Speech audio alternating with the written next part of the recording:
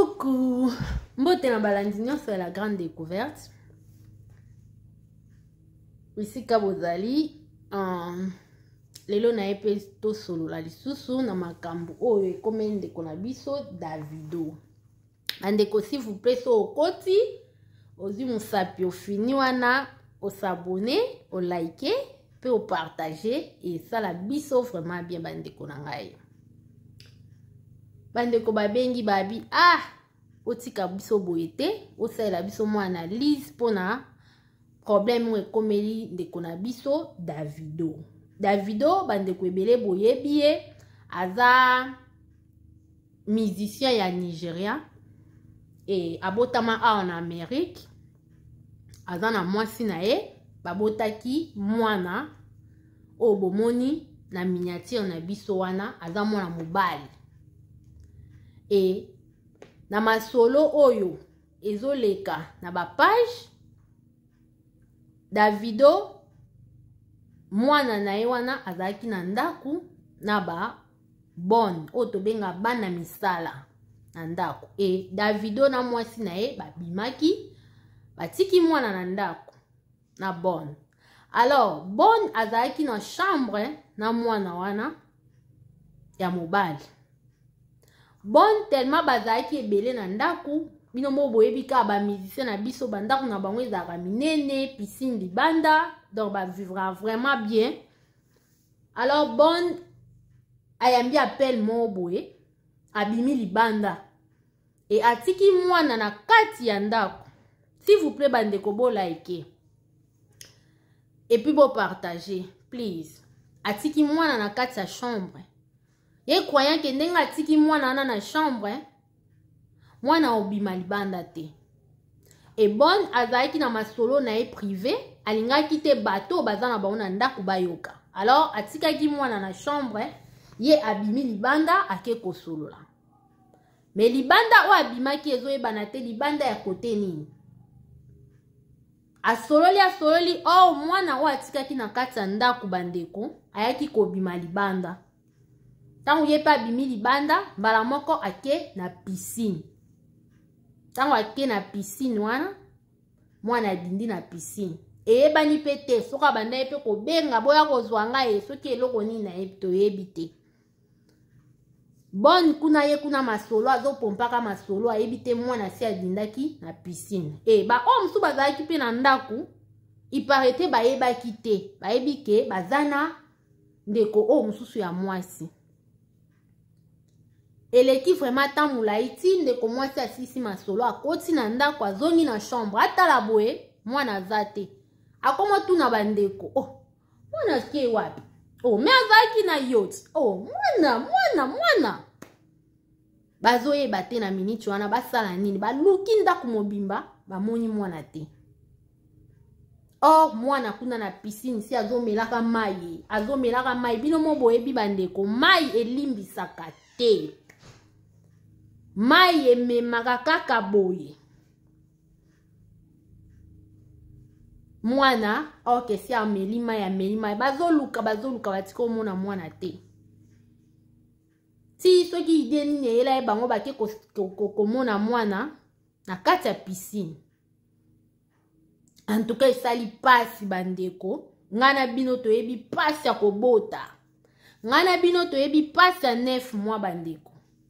Zemi ezala toujours ekitaki emataki baluka boy ba mususu position kolalela kutu koloba te ozo yeba te kolalela na position nini bandeko na ngai kotala mwana wana foto mwana ana ntuka na oki pasi mingi ngape na za mama na ebi pasi ya kobota to bosa na te za même na bandeko ebele bazoluka bana ti lelo bandeko nanga bazozwa te. Bazoluka na basorti nyonso na nzela bakisi na nzela losambo bazozwa te. Pour dire que please bandeko nanga toyeba ndenga obatela bana. So omoni liwa ya mwana oyo akufi na imprudence ya bato bazalaki na ndaku na ye. Ba parents ba kenda ki soi-disant soki côté ni ba kenda ki soki misala nga na bino toyebi te ba confia ki bana misala. Ba tikeli bango bana. Mais ko tala lelo. Mwana babimisi na piscine ba bengi ambulance. Ba kenda na hôpital ba réanimer mwana bandeko. Esimbi te mwana kei. Si bokoti na ba page bomona ezopesa pasi bandeko na kokita antake une mère nde bomoi na ye liboso na bino tosolola sur yango balobi pareta aza peka na mwana moko wana toyebi te so aza na bana ebele ata kutu aza na bana ebele mwana 3 ans c'est déjà beaucoup bandeko na nga na bino toyebi mwana inane 2 ans kolala kolamuka ba fièvre ekendaki ezongaki ba parents ebele bazanga akimia na bandako alors kobokola mwana tina 3 ans bandeko na nga tika na yebisa bino c'est pas facile eza facile te eza pasi parent ou aza parent ayebi mam na oloba ndeko na ngai msu yo obokola mwana na facilité mais eza na bandeko ebele basufraka de 1 année à 2 ans kobanda d'abord na libumu eza na bandeko mosusu banda zemekota aliaka te amelaka te bandeko na nga eza na bandeko mosusu banda zemekota azala so amelika mai ya sanzi alie mwa lipa bwa sanzi. En tout cas, histoire ya mwana oyo na kokyo supporter ngote salinga tellement passe. Mwana kitoko, mwana 3 ans. Donc, ndeko na biso Davido toyoka banzembo na ye, même na ba feti toyoka kaye, ba musupe na bandaku bayoka kaye na mituka ayembaka bien. Auti ko perdre mwana na ye. Mes condoléances na famille na ye mobimba. Bandeko ete ya biso likambo ekomeli Davido. Que ça soit to confier bana ngo pa batu. O bana misala. O yo moko parent to eba ko batela bana biso bandeko. Pour que problème ou ekomeli ndeko na biso Davido ekomela biso te. Po toza batu toza peka na mokili yango. Likambo ekomeli Davido lobi ekokomela penga na yo. Mais soki tozwi mayele ndeni toko batela bana biso toko éviter likambo ane ekomela biso te. To batela bana to eba obomba bana eza na ndaku bandeko na nga eza facile te to ebi ke bana mike de fois bayoka to ebi se tika boye ya sali boye o ebi se ko simba te ya ke simba to ebi ke eza facile te parents nyonso ayebi ke ko bokola mwana eza facile te surtout na ba age wana bayebi na makambo penza te ezalaka pasi pana pa bana mike nyonso bamona yango normal. Alors biso ba parents soki toza prudente te en tout cas bana yango nyonso tobando botaka tobando perdre bango ka boye.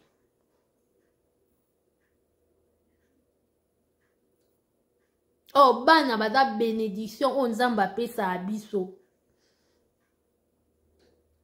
mwana aza lokwa maki faut ko batela e bien pour que akweya te po so akweyi kaka panzani na minute ono alobela bino boye Davido mwane liki na ye panzani moyen kutu alokote eza te ndenge aza na moyen alokota liki na ye eza te liki na ye moko wane panzani penza pwa.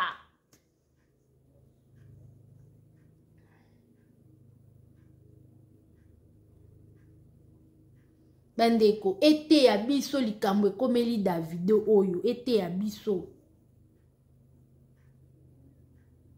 partout bisika tozali ona bandako toyeba kobatela bana neti ye azalaki na ndako mwana atikali mwana na ndako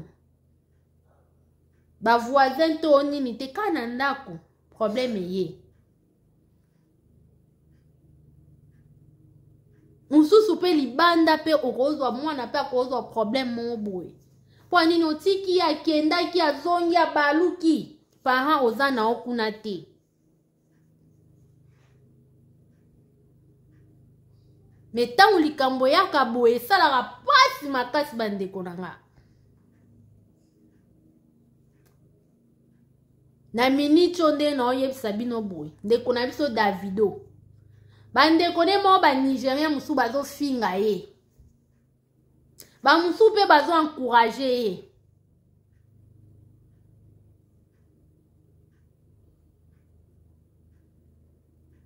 tellement mpe aza musicien bato bakolobaka ofo baloba po biso nyonso toyebi soki oza na mbongo okufeli ekoma kaka boye boye boye ngana bino toyebi soki oza musicien ekoma kaka boye boye soki oza riche oza no simple mutu me oza ka riche oza na mbongo ekoma kaka boye boye boye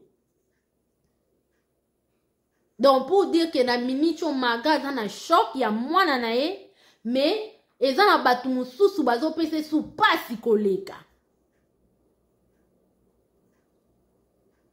po anini aza mutu mo musicien et tout personne publique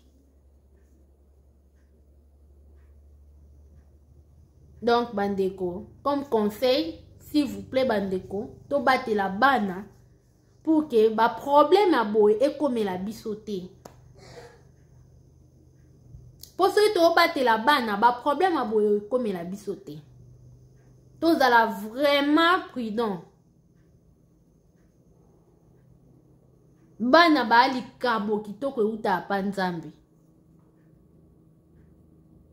e ngana bino toyebi combien de personnes oyo ngana oyo toyokelaka mawa na mokili oyo ke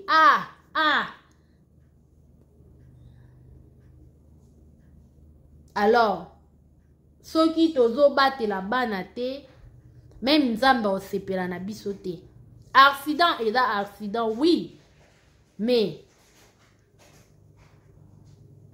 eyaka pe pamba te soki yo moko ozomibatela eya te ya meme ndenge tokumbaka mituka mutuka yo moso ozokumba ngo vitesse ntango accident eya oyeba te mais so ozokumba no normal speed na yo eza normal bandeko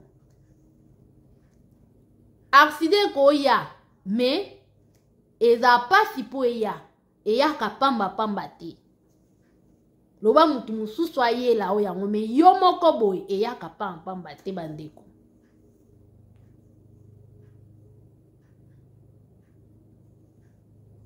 donc pona lelo mwa disolo nayelaki bino eza juste yango oyo pona koinforme bino balandi na biso ya la grande découverte ke ndeko na biso Davido oyo aza musicien nigérien auti koperdre mwana na ye mobali na age ya 3 ans kaka na ndako pona mwa imprudence mo boye esalamaki mwana akei kaka boye yango ngana o bandeko likambo oyo ete ya biso pour que mbala nsima ekomela ngana yo te tozala vraiment